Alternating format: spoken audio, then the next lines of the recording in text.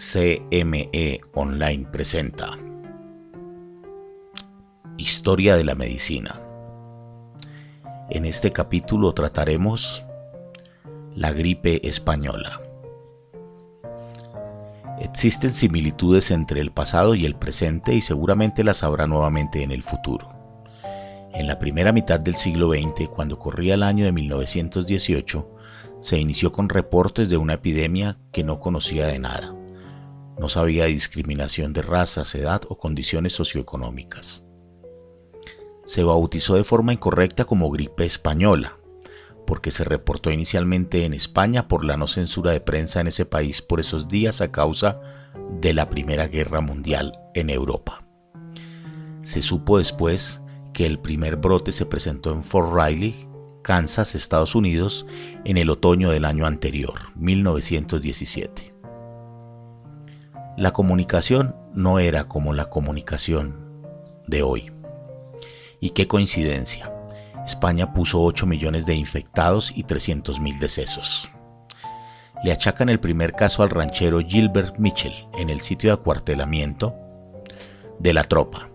Sin embargo, se cree que hubo brotes no reportados previos de gripe provenientes de Asia para las fechas precedentes, de los que no hay registros históricos fiables y que se especula pudieron llegar por la costa oeste a Estados Unidos. Hubo un colega quien fue médico militar, el capitán Hermann Elwin. Describió un cuadro clínico similar al que describimos hoy como COVID-19. El historiador Alfred Crosby, en su libro America's Forgotten Pandemic: The Influenza of 1918, publicado en 1990, describe, según la fuente consultada, que hubo 3 olas de pandemia y que en la primera en Estados Unidos afectó al personal militar y a posterior a población civil en lo que se considera aún hoy en día territorio distante en ese país. Describe la fuente que no había capacidad para el manejo de cadáveres en las ciudades y daban cifras aterradoras de muertes en grandes ciudades de Estados Unidos. Hablaban, por ejemplo, de 30.000 muertes en la ciudad de Nueva York. Según el Center for Disease Control, esta pandemia fue la más grave de forma reciente. Debemos aclarar, y a título propio, que el VIH-Sida ahora es endémico. Revisemos algunos datos históricos.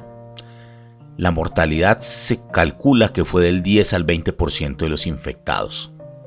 Hay que acotar que para esas fechas no había sistema de registro confiable de estadísticas sanitarias en muchos países. Se acepta que la mortalidad osciló entre el 27% y la mitad de la población mundial en esa época, alrededor de 500 millones de enfermos, y la mortalidad en esos términos sería del 3 al 6% de la población total. 50 millones de personas, estiman algunos, murieron por gripe española para esas fechas. Extrapolando a hoy, esto en cifras sería algo así como si se infectaran 3.875 millones de personas, con una mortalidad entre 232 y 465 millones de personas alrededor del mundo. Los grupos poblacionales más afectados fueron los menores de 5 años, los adultos entre 20 y 40 años y los mayores de 65 años. El aislamiento social innecesario demostró su valor en la práctica. Aún se estudia qué ocurrió desde la virología, y se sabe, según publicación de un estudio del Dr. Michael Worobey de la Universidad de Arizona en Tucson, que no se demostró que el virus fuera una variante de los conocidos como clásicos de la gripe o influenza. Sospecha que el virus saltó de las aves a los humanos y describe que las muertes fueron por neumonía en la población que militaba en la guerra en ese entonces. Queda la duda, ¿sería el hacinamiento y las condiciones precarias un factor que favoreció la rápida diseminación de la epidemia? Les dejaré esta inquietud que plantea el Dr. Robert Webster, profesor adjunto del St. Jude Children's Research Hospital y experto reconocido en gripe, según se cita en la página de la Organización Panamericana de la Salud. ¿Qué pasaría si surge un virus nuevo, distinto de los de la gripe, como el que causa el SARS? La cuarentena y la higiene permitieron que se controlara la epidemia de SARS, agrega Webster. No habría sido posible hacerlo con la gripe. Viajaría demasiado rápido como para controlarla solamente con cuarentena e higiene. Hablemos de hechos. Inicialmente la tasa de mortalidad no era tan alta, y sí alta la tasa de contagio, por lo que no se tomaron medidas de hecho y contundentes en relación al manejo de la epidemia para esas épocas.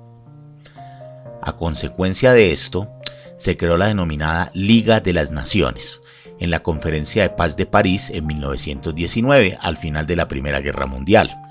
Si bien es cierto, el objetivo principal era mantener la paz, también se concibió como un centro de cooperación y coordinación internacional, y la prevención y el control de las enfermedades se estipuló como asunto de preocupación internacional.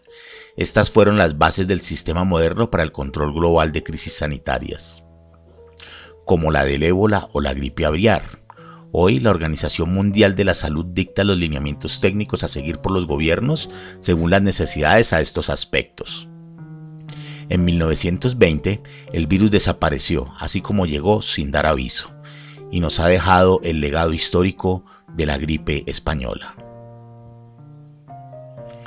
Agradecimientos y créditos a streaming y transmisión vía Xenomedia, alojamiento podcasts vía iBots, créditos musicales en su totalidad a patrickdearteaga.com mediante licencia de uso común, edición y sonido CME, y quien les saluda, John Ángel.